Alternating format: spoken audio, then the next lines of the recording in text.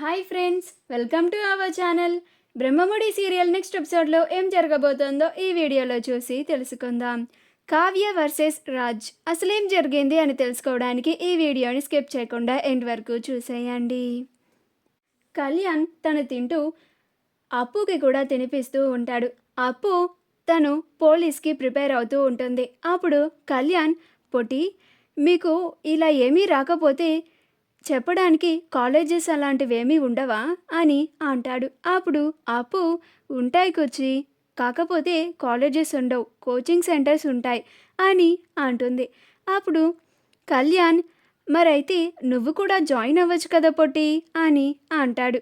అప్పుడు అప్పు, అవన్నీ డబ్బుతో వ్యవహారం కూర్చి, ఇప్పుడు మనున్న సిచ్యువేషన్కి అవన్నీ ఎందుకులే, నేనే ఎలాగోలా చదువుకొని ఐఏఎస్ ఎస్ఐ అవుతాను అని అంటుంది. అప్పుడు కళ్యాణ్ ఆలోచిస్తూ ఉంటాడు. అప్పుడు అప్పు, నాకు పెట్టకుండా నువ్వే తినేస్తున్నావా అని అంటుంది. అప్పుడు కళ్యాణ్, ఇది తిను అని అప్పు నోట్లో ముద్ద పెడతాడు. అప్పుడు అప్పు చదువుకుంటూ ఉంటుంది. అలా కళ్యాణ్ ఆలోచిస్తూ సైలెంట్గా ఉంటాడు. అప్పుడు అప్పు, ఏంటి కూర్చి సైలెంట్ అయిపోయావు అని అంటుంది. అప్పుడు కళ్యాణ్, ఏం లేదు పొట్టి, నువ్వు కోచింగ్ సెంటర్లో జాయిన్ అవ్వాలంటే నీకు సుమారు ఎంత ఫీజు కట్టాలి, ఎంత ఖర్చు అవుతుంది అని అంటాడు.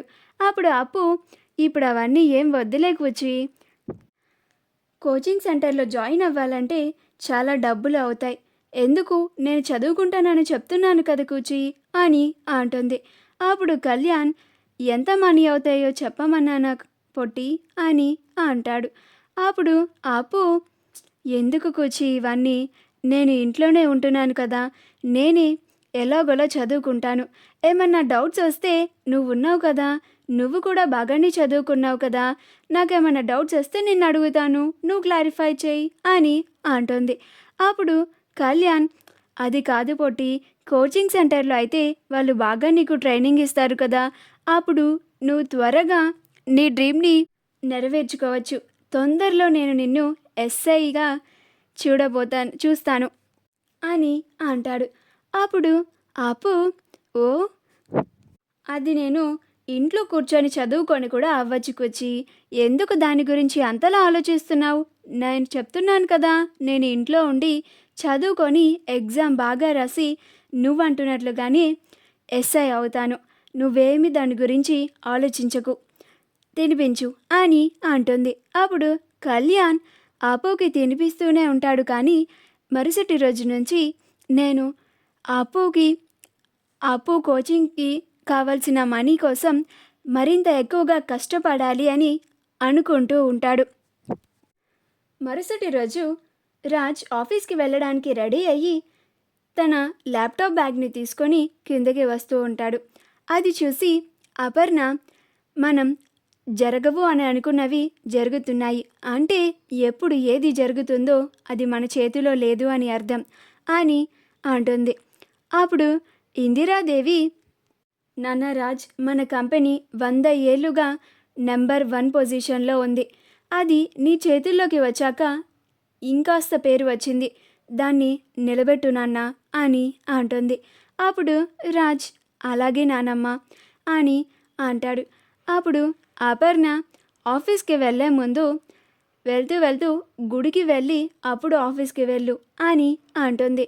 అప్పుడు రాజ్, అలాగే మమ్మీ అని రాజ్ ఆఫీస్కి బయలుదేరతాడు.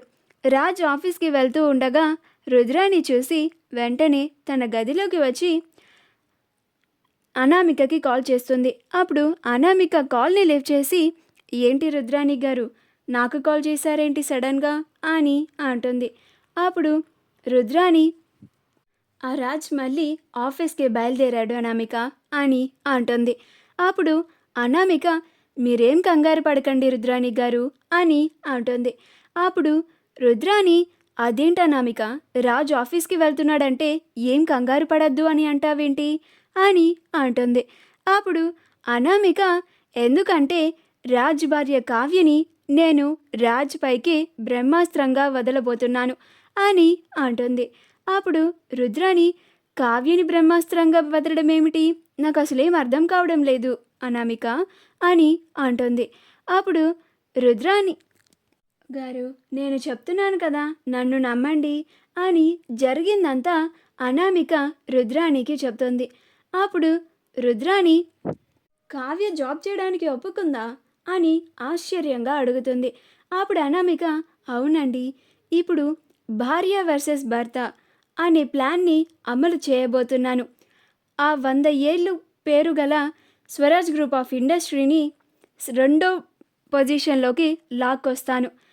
ఎన్నో ఏళ్ళుగా ప్రయత్నిస్తున్నా కానీ ఈ సామంత్ గ్రూప్ ఆఫ్ జ్యువెలరీ కంపెనీస్ని ఒకటో పొజిషన్లో నిలబెడతాను. అలా ఆ కుటుంబం పైన నేను పగ తీర్చుకుంటాను అని అంటుంది. అప్పుడు రుద్రాని, అలాగే అనామిక, నీకు ఎప్పుడు ఎలాంటి హెల్ప్ కావాలన్నా నన్ను అడుగు అని అంటుంది. అప్పుడు అనామిక, నాకు ఎవరి హెల్ప్ అవసరం లేదు, నాకేం కావాలో నేను అరేంజ్ చేసుకోగలను. మీరే నా హెల్ప్ కోసం ఇప్పుడు కాల్ చేశారు, సరే ఉంటాను అని కాల్ని కట్ చేస్తుంది.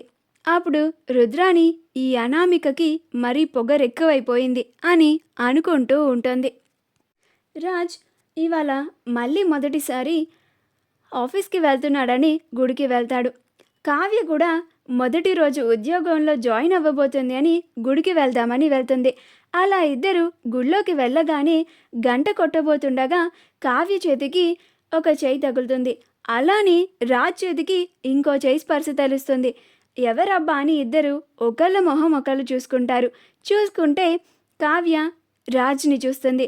అలా రాజ్ కావ్యని చూస్తాడు. అప్పుడు రాజ్, ఇక్కడ కూడా నాకు నువ్వు వదలవా చైతి, నేను గంట కొట్టాలి అని అంటాడు. అప్పుడు కావ్య, మీరే తీయండి, నేను గంట కొడతాను అని ఇద్దరు అక్కడ కూడా కొట్టుకుంటూ ఉంటారు.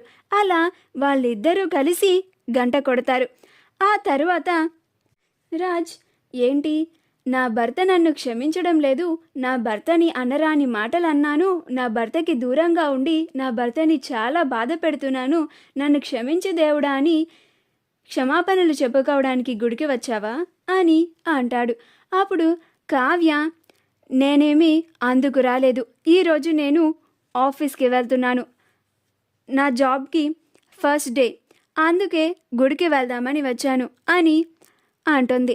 అప్పుడు రాజ్, నీకు జాబ్ ఇచ్చిన తలక మాసినోడెవడు అని అంటాడు. అప్పుడు కావ్య, ఉన్నాడులేండి ఎవరో ఒకళ్ళు అని అంటుంది. మా వీడియో కనుక మీకు నచ్చినట్లయితే లైక్ చేయండి, షేర్ చేయండి, మా ఛానల్ని సబ్స్క్రైబ్ చేసుకోండి, పక్కనే ఉన్న బెల్ ఐకాన్ని క్లిక్ చేయడం మాత్రం మర్చిపోకండి.